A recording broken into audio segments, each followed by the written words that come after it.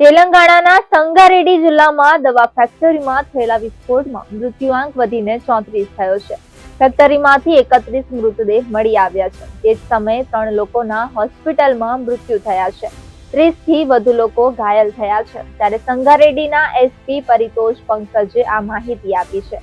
સોમવારે સવારે ફેક્ટરીના રિએક્ટર યુનિટમાં વિસ્ફોટ થયો હતો. આ અકસ્માત સવારે 8:15 થી 9:30 વાગ્યાની વચ્ચે પાસુમિલ્લારામ ઔદ્યોગિક વિસ્તારમાં સ્થિત સિગાચી ઇન્ડસ્ટ્રીમાં થયો હતો. પીએમ મોદીએ એક્સ પોસ્ટ દ્વારા વિસ્ફોટની ઘટના પર શોક વ્યક્ત કર્યો છે.